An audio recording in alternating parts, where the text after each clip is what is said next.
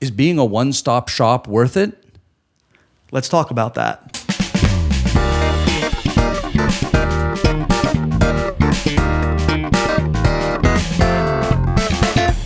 Hey everyone, thank you so much for joining us today. I'm joined with Jake Handyside, and today we're going to be talking about, is being a one-stop shop worth it? Jake, before we get started, do you want to talk to us about kind of how would you define a one-stop shop? When you think of that, what do you think of? Yeah, I'd love to, Mike. Thank you so much. So for me, a one-stop shop is really, somebody that can handle, a company that can handle all of your customers' needs that also fit your business as well. So for us, we're in the plumbing, heating, air conditioning business. So we started off in the heating, air, and plumbing business. And then as time went on, we added electrical because, it was an easy tuck into our business, but also it served our customers' needs in a really great way as well. Nice. We had a similar thing, right? We started out as a very small, just doing quick printing, but we've added other things like signs and fulfillment and book printing, right? We keep adding services and those sorts of things. Yeah, so I get what you're stepping in. Yeah, it makes perfect sense. Awesome. So I would like to start with, just to start our conversation, with a great book by Jim Collins that's called Good to Great. I can't remember when it came out, but it's been several years. He talks about something called the hedgehog concept. And it comes from on page 90. It talks about, in his famous essay, The Hedgehog and the Fox, Isaiah Berlin divided the world into hedgehogs and foxes. And here's what he says. The fox knows many things, but the hedgehog knows only one big thing. And then in the book, he goes on to say that we should be hedgehogs, right? That you should abandon all the things that you don't know super well and just focus on one thing, which is kind of anti one-stop shop. Can we discuss that for a little bit? Yeah, absolutely. So funny thing with Good to Great, that book, I was at a customer's house years ago and we were talking about, business, family business. He found out I was related to the owners back then and he gave me that book actually. Nice. So kind of interesting story. But yeah, I love that book. I love that story you just said. I think there's a lot of truth to that. For us, again, like referring to what we do in the home service business, we're residential home services. So sometimes we think about getting into commercial, but that's just it for us. Like that would be a completely different thing to integrate into the business that might not make sense because it's such a different process and system. We're being in the residential home service business. We do plumbing, heating, air conditioning, electrical, plus each of those business units are broken into several different factors as well. So next thing you know, we start looking at commercial outside of just residential, then we're adding another 5 potential things, not just one thing going into commercial. It's sort of how you define it then, isn't it? It's not just, I only do one thing, right? Because you could take what he said and go, I will only do heating. I won't do cooling. I won't do plumbing. I won't do electrical. Whereas you have said, I'm still only doing one thing. I'm doing residential home services. Right? Is that correct? Yeah, I agree with that statement. So we're residential home services, but several different services within that umbrella. Right. So I think it poses its challenges, each service, but it's still one system, one process. We're dealing with one client as well. Sure. That makes a lot of sense. So I think about that as well. I am still doing, if you look at our different processes, we have commercial print, which is like books, business cards, brochures, those sorts of things that get printed on paper. Yeah. We have signs and wide format printing, which are things that get printed on larger, more rigid or large things like banners, signs, posters, those sorts of things. And then we do apparel, which is us taking shirts or other items of clothing and putting their people's logo on it.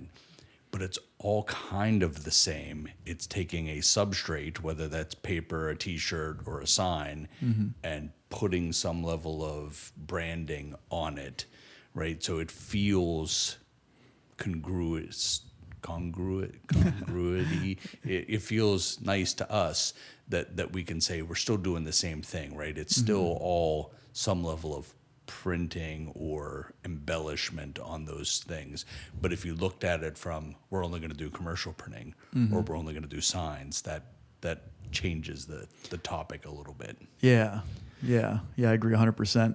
I think it goes back to like, what's the vision of the business? What's the objective of the business? And who's your customer as well? And if those services align with your existing services and align with that client base, to your point, it seems to make sense. It does. We had a occasion just a couple years ago where someone offered us actually a good deal of business, but it was just fulfillment business. And fulfillment for us is pick, pack, ship, right? We get the orders, we produce a packing slip, we grab the items off the shelf or produce them, put them in a package, and send them off to the end user. So that's what fulfillment means for us. Someone offered us a very large contract for just fulfillment, but we looked at that and went, that doesn't really fit in our core purpose, right? Which is bringing powerful messages to life, right? It was just doing fulfillment, which would have been nice revenue, but it wasn't part of our core business. So I guess I believe in that hedgehog concept, but I would still say I'm a one-stop shop. I would still say you're a one-stop shop. Not that I can buy candy bars and a used car from you, right? But for those mechanical level home services, you guys feel like a one-stop shop. Yeah, I do feel like we're a one-stop shop with multiple service lines. It's funny you mentioned that because at Handyside, we call that chasing the shiny stuff. And of course, we borrowed that term from somebody else. But, as entrepreneurs, it's easy to get distracted because we're creative and we want to, achieve great things. And there's revenue there. Yeah, and there's revenue there. Yeah, absolutely. Yeah. But focusing and remembering, hey, that's the shiny stuff. Let's stay in our lane. Where we could have multiple lanes, but let's stay in our lane. Right. Yeah. Stay on the highway. You can switch lanes in your highway, but you're staying on that one highway. That's a great way to put it. Yeah. So you talked about, what was the last service you added? You had plumbing and you had something, and you said you added a whole nother service. I can't remember which one it was, though. Yeah, so the last business unit we added would have been electrical. And that was roughly, let's say, 12 to 15 years ago. Back then, new construction was kind of winding down, and we were really entering the home service industry at that point. And one of the electricians we did business with back then, he said, hey, listen, he's like, I kind of want to close up shop, and I want to come work for you guys. And we're like, well, yeah, let's do it. So it's a great opportunity for us to offer all the lines to be in the home service industry. But then fast forward to a few short years ago, maybe 5 years ago, right before COVID hit, we actually added drain to our plumbing department. So it seems like most plumbers would just automatically do drain work, but that's not the case. A lot of plumbers actually refer drain work to a drain specialist. So even though that wasn't a business unit, it's just an addition to our plumbing department. Adding that drain was a lot different, but still in sync with the plumbing department. So let's talk about adding that service. What kind of research did you do? Was it just a gut feel research? Hey, this makes total sense. Let's do it. Was there a capital investment? How long were the discussions? Were they heated discussions? Talk to me about that process of Handyside deciding, yes, we are going to offer drain. I can't imagine that it was an idea at one moment and the next minute went, yeah, let's do that. Let's hire someone. Yeah, great question. So we're much more sophisticated in our due diligence process now than we were 5 years ago. But as what it looked like back then was we hired a new operations manager who had extensive experience in drain and excavation work. So he brought that to our attention and said, hey, we think you guys are missing a lot of revenue opportunity, but also serving your clients at a higher capacity as well. So I go, wow, yeah, let's look at that. That's not something we thought about previously. So he introduced us to the idea. He walked us through what the business model would look like. Nice. Yeah, it was really awesome to have that expertise, in our facility.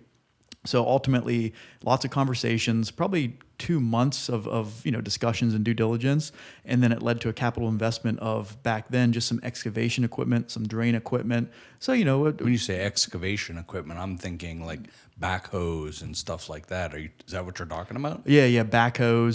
So a skid steer, and then a mini excavator. That way we could not only dig the hole and put the new pipes in and stuff like that that drain work would uncover, but also grade it and seed it and make the yard real nice when we're done as well. So that's what, $10-15 to buy one of Yeah, those? yeah, something like that. I imagine that's a big investment, and that's part of the should I do this? Yeah, so back then we were looking at probably $100,000 investment in just those pieces of equipment, plus several tens of thousands of dollars to buy the drain cleaning equipment, the camera inspection stuff, and then to get the guys trained and also hire the right people too, and then not to mention dialing in those processes and creating those processes for that department as well.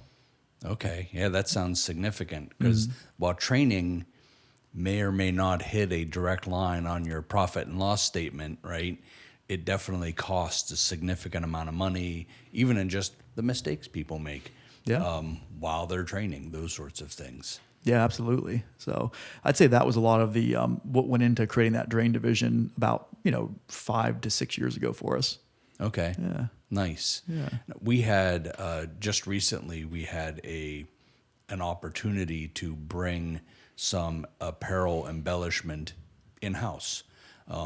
There was a local provider who had a heat press, and we realized that we could start producing shirts exactly like the one I'm wearing in-house rather than buy them and send them to an embellisher, which is the normal model. Almost every person you buy apparel from is doing that level of thing or buying it from someone who can embroider or do like these transfers or screen printing in-house. And it was quite a while to figure that out. And there's a model out there that was popularized by a movie, if you build it, they will come. I don't think that that's true in business. I think it might be true, great for movies and for ghosts in a baseball field.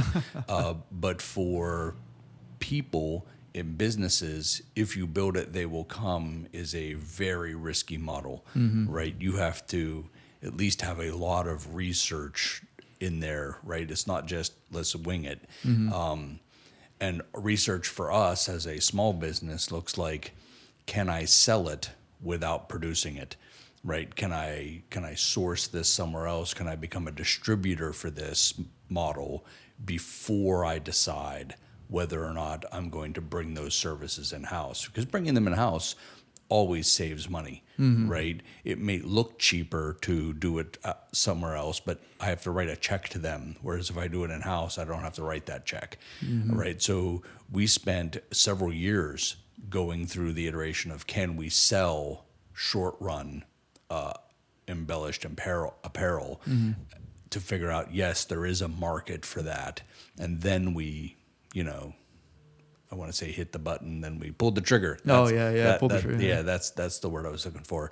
Then we decided, okay, let's go ahead and implement that. Have you guys ever done that where you're would you be subbing that kind of work? Or how would that even work in your industry? Yeah, I agree with you. Like it comes to a certain point where subbing out somebody no longer makes sense, and it makes more sense to do it in-house and do it yourself. That way you have more control over the situation and hopefully potential savings as well.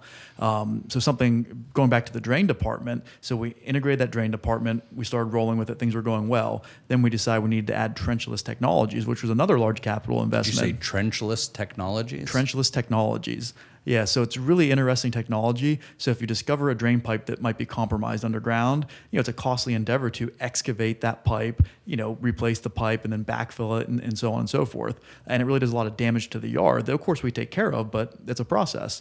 So what they came out with was this special lining equipment that actually you can repair a pipe under certain conditions. Not all pipes can be trenchless lined, but some can. So in those applications, it's a lot less expensive. It's a lot faster repair, and we're in and out, and there's no yard damage or sidewalk damage or concrete disruption and things like that. That's pretty fantastic. Yeah, it's really neat. Look at that. You got to learn about trenchless excavation. Yep, very, very neat stuff.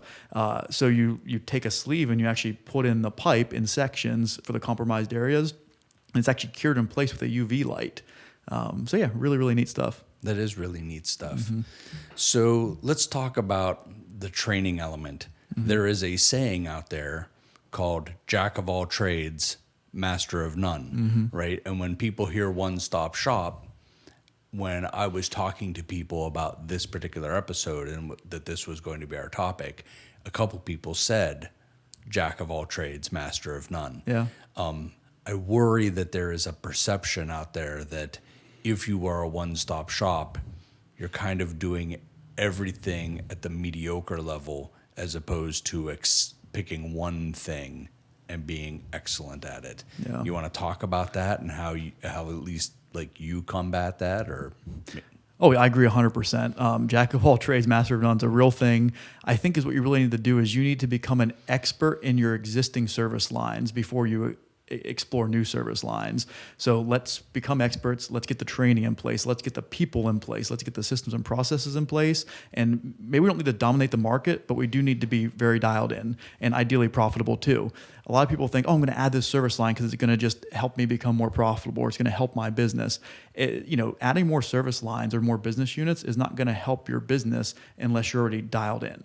So it's just going to add to more chaos, in my opinion. So to your point, is what we want to do is we want to instill the proper manager in each department first, proper people, proper processes, and then we can start adding business lines that make sense to the core business. That way we're enhancing it and not creating more chaos. That makes a lot of sense to me. Mm-hmm. Excellent. Yeah. So did you have any questions that you were thinking you might bring up or ask, or is there something that you wanted to talk about with this topic that I haven't started yet? So I guess it's something that comes to mind for me when we're talking about, adding multiple business units or being a one-stop shop.